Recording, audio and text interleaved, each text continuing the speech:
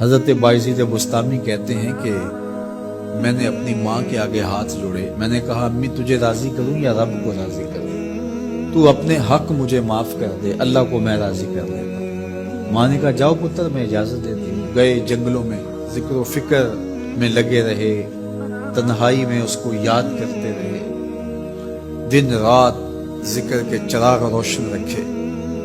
12 سال گزر گئے حق کی تلاش میں۔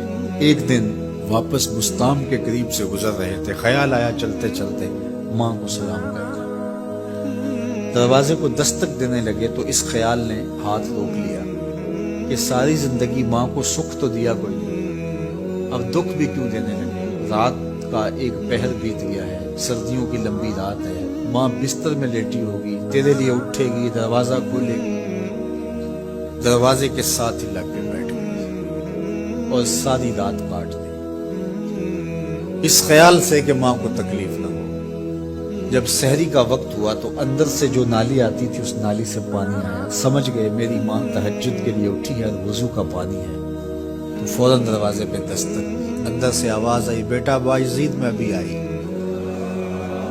مائیں بیٹوں کے دستک کے انداز سے جان لیتی ہیں یہ کس بیٹے کے ہاتھوں کا لمس ہے۔ 12 سال کے بعد آئی، دستک دی، کہا بیٹا باعزید میں ابھی آئی۔ ماں کی تو نگاہیں ہی دروازے پہ رہتی ہیں۔ اللہ اکبر۔ کہتے ہیں کہ ماں نے دروازہ کھولا، 12 سال جنگلوں کی خاک چھانتے بیت گئی تھی، پراگندہ صورت، بکھرے ہوئے بال، پھٹے ہوئے کپڑے۔ میری ماں کی جب نگاہ میرے پہ پڑی تو اس کی چشمان سے موٹے موٹے آنسو ٹپکنے لگے اور اس نے ایسے ہاتھ پھیلا کے کہا مالک میرا بیٹا باعزید تیری طلب میں نکلا تھا، تو نے ابھی تک اسے اپنا قرب نہیں دیا۔ حضرت باعزید بستامی کہتے ہیں 12 سال کی ریاستوں سے جو کچھ نہیں ملا تھا ماں کے اٹھے ہوئے ہاتھوں سے مل گیا۔ میں نے کہا مالک میں تجھے کہاں ڈھونڈ رہا ہوں، تو کہاں موجود ہے؟ تو ماں باپ کی رضا اللہ کی رضا کا دروازہ کھولتی ہے۔ جن لوگوں کے ماں باپ ناراض ہیں اور وہ جا کے پیر صاحب کی خدمت کرتے ہیں اور میاں ماں کے قدم چومو، باپ کی ٹانگیں دباؤ، ان کی خدمت کرو، تمہارے پہلے مرشد وہ ہیں، ان کو راضی کرو، پھر کسی شیخ کامل کی صحبت میں آنا، دیکھو کیسے دل کی بند کھڑکیاں بنتی ہیں۔ ایک مرشد تو ناراض کر رہا ہے اور دوسرے مرشد سے تمہیں کیا ملے گا؟ تو راستہ یہیں سے کھلے گا۔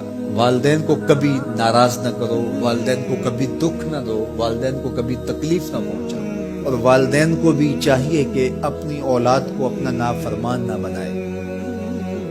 ایک بزرگ فرماتے ہیں کہ مجھے برابر 30 سال ہو گئے ہیں کہ میں اپنی اولاد کو کوئی حکم ہی نہیں دیا، کوئی حکم نہیں دیا۔ کوئی چیز مجھے چاہیے بھی ہوتی ہے تو میں بصیغہ عمل نہیں کہتا، بلکہ ایسے ہی بات کرتا ہوں، پانی چاہیے تو یہ نہیں کہتا بیٹا پانی لے کر آؤ، میں ویسے ہی کہتا ہوں پیاس لگی ہوئی ہے، تو اگر وہ سمجھ جائے اور وہ خود لے آئے تو اچھی بات ہے، لیکن اگر وہ نہ لائے تو میں نے اس کو حکم ہی نہیں دیا، امر ہی نہیں کیا، تو اس امر کی مخالفت ہی لازم نہیں آئے گی۔ تو کہا 30 سال برابر گزر گئے ہیں، میں نے اپنی اولاد کو حکم نہیں دیا کہ کہیں وہ میری نافرمان نہ ہو جائے، کیونکہ اگر وہ نافرمان ہو گئی پلے کچھ نہیں رہے گا۔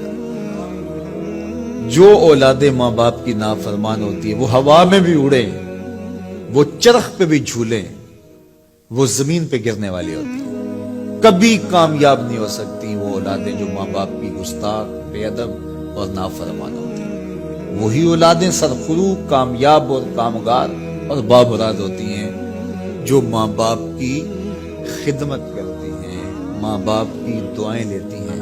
وہ ایک بچہ ماں باپ کے پاؤں دبا رہا تھا تو ایک بچہ ایک بر اعظم میں، دوسرا دوسرے بر اعظم میں، تیسرا تیسرے بر اعظم میں بڑے بڑے کاروبار کر رہا تھا۔ تو کوئی اس کا دوست ملنے آیا، اس نے کہا کہ اس نکمے کو بھی کہیں بھیج دو، فلاں جو ہے وہ یورپ میں ہے، فلاں امریکہ میں ہے، وہاں اتنی بڑی کمپنی اس نے کھولی ہوئی ہے، اس نکمے کو یہاں بٹھایا، اس کو بھیج دو، یہ تو نکمہ کسی کام کا نہیں۔ کہا یہ نکمہ ہی تو میرے کام آ رہا ہے، یہ نکمہ ہی تو میرے کام آ رہا ہے۔ تو اولاد خوش نصیب ہے کہ اپنے ماں باپ کی خدمت کرے اور ان کے ساتھ حسن سلوک کرے۔